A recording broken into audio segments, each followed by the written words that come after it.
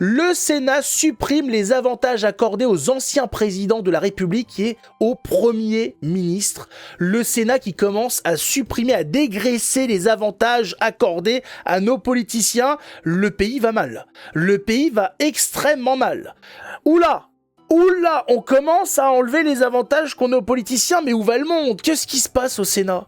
Les sénateurs ont lâché ils ont lâché les dindes là, c'est parti.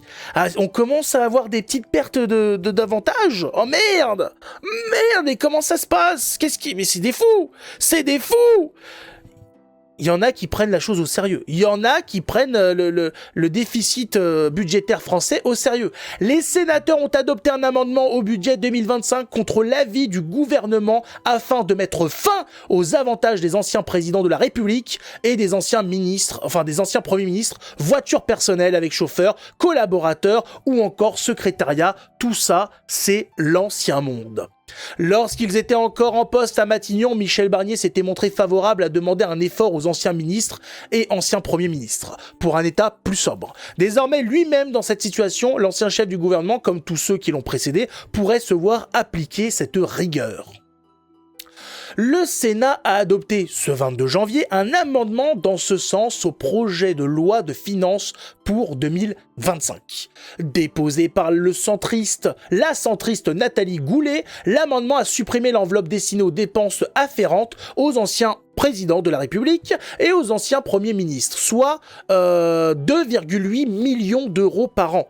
Juste les anciens présidents, il n'en reste pas beaucoup. Chirac est mort, il nous reste quoi? Sarkozy, Hollande, Macron.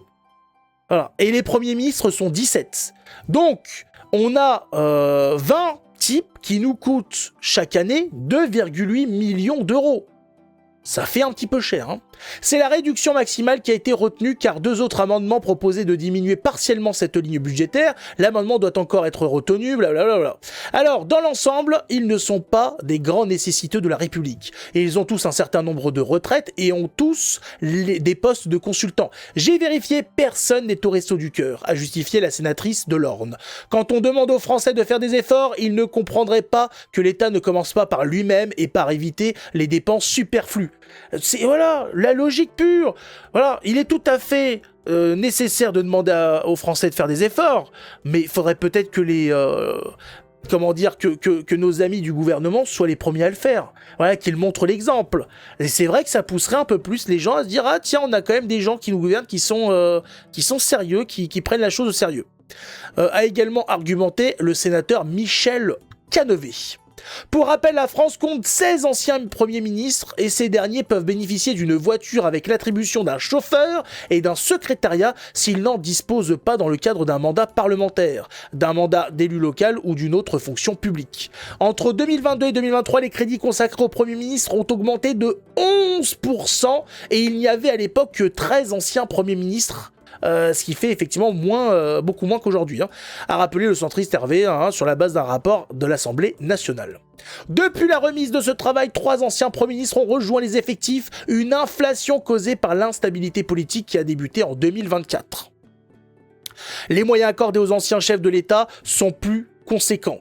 Outre un véhicule avec chauffeur, un ancien président de la République bénéficie d'un cabinet de 7 membres et de 2 agents de service. Cet effectif est ramené à 3 membres et un agent de service lorsqu'il a quitté l'Élysée depuis plus de 5 années. Il dispose enfin de locaux meublés et équipés dont le foyer et les frais sont pris en charge par l'État. Mais c'est du vol. Mais bien évidemment qu'il faut arrêter tout ça. Comment ça ? Il dispose enfin de locaux meublés et équipés dans le foyer et les frais sont pris en charge de... Non mais c'est... Et de la prise en charge de leurs frais pour les activités liées à son ancienne fonction de... Mais il faut se calmer les copains. Il faut arrêter de taper dans la caisse. Ah ouais, non mais c'est le job de l'enculerie, président. Incroyable. Le ministre chargé des relations avec le Parlement, Patrick Mignola, a rappelé que des efforts avaient été entrepris à la suite d'un décret de 2019. Il convient quand même, dans un monde aussi dangereux que le nôtre, avec une délinquance de terrain ou avec des risques internationaux qui peuvent être d'agression, d'espionnage qu'on se représente, que des anciennes personnalités qui ont occupé des fonctions très importantes dans la République puissent avoir un service de déplacement et surtout de protection. Mais je croyais que l'insécurité en France était un sentiment. C'est quoi cette histoire? Il convient quand même dans un monde aussi dangereux que le nôtre, avec une délinquance de terrain. Quelle délinquance de terrain? Je croyais qu'il n'y avait rien. Notre ancien ministre de la Justice, hein, l'autre connard, il a dit que c'était un sentiment d'insécurité, je comprends pas. Il y a de la délinquance en France? Je savais pas. Merde! Ah, c'est bien de l'apprendre, hein, on n'était pas au courant, nous dit donc. Rappelons que le budget de la protection des anciens présidents de la République et des anciens premiers ministres ne relève pas de la direction de l'action gouvernementale, examiné ce 22 janvier, mais du service de la protection dépendant du ministère de l'Intérieur. Plusieurs orateurs ont rappelé que certains anciens premiers ministres bénéficiaient de ces avantages depuis plus de 30 ans. 30 ans! Oh là là là là, mais quel fric jeté par les fenêtres! 30 ans qu'on nourrit ces parasites qui n'ont fait qu'une chose, détruire le pays. Mais comment ça se fait que ces gens-là soient pas payés, payés au résultat? C'est fou. Les types, ils te ruinent un pays, en plus, pendant 30 ans, ils se tartinent le cul avec ton argent. Ça va, on se fait pas chier, hein. C'est le cas de la socialiste. Oh, Édith Cresson, dis donc les socialistes. Hein, le partage des richesses, tout ça, pas trop quand même, hein. Ah, on bouffe bien, hein, chez les socialistes, hein. En fonction de mai 91 à avril 92, ah bah en plus, ça va, on se foule pas le bide, hein. Et bientôt, d'Édouard Balladur qui a quitté Matignon en mai 95. Toujours les mêmes. Le communiste Fabien Gay a suggéré qu'une limite temporelle soit fixée. Les frais de secrétariat destinés à assurer les dépenses occasionnées par des éventuelles sollicitations postales sont en tout cas stoppés au bout de 10 ans. En dehors du gouvernement, une seule voix s'est élevée contre l'amendement. Cela ouvre des débats malsains et c'est de la démagogie. Bah bien évidemment, hein. Faire des économies, c'est de la démagogie. S'est opposé le sénateur Jean-Pierre Grand de chez Horizon, le parti du président. Il faut écouter nos concitoyens, sinon on s'en éloigne beaucoup. C'est un signal, quelque chose qui montre un exemple, un symbole, a répliqué le sénateur centriste Vincent Delahaye. Voilà. Il y en a quand même quelques-uns qui veulent pas trop, hein. Le communiste gay, c'est Fabien Gay, voilà, il est communiste, c'est pas étonnant, hein. C'est dans le nom. Ah ouais, 30 ans à se faire comme ça, putain, remplir la rondelle de fric. Ben voilà, donc les sénateurs commencent à se réveiller, commencent à dire, bon tout ça, ça va un petit peu trop loin, ça agirait un petit peu de supprimer tous ces avantages. J'espère que c'est le début de quelque chose, parce que là c'est pas assez, hein, ça va pas assez loin. Là, il faut pas supprimer les avantages simplement du président et des premiers ministres. Il faut supprimer les avantages de tout le monde. C'est-à-dire, une fois que tu n'es plus en poste, eh ben tu n'es plus en poste.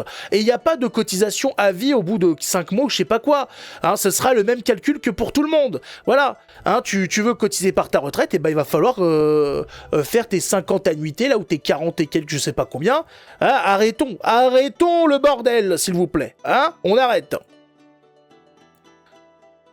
Tous les emplois fictifs, oui, on peut effectivement aussi s'occuper de ça. Ils vont devoir voter et ils vont voter contre. Ils vont devoir le voter, effectivement. Alors c'est le Parlement, je pense pas qu'ils vont voter contre. Ça les concerne pas. Donc il y a moyen que ça passe. Il faut faire une Salvador en France. Ah bah même 2. Hein. Au moins 2 Salvador en France.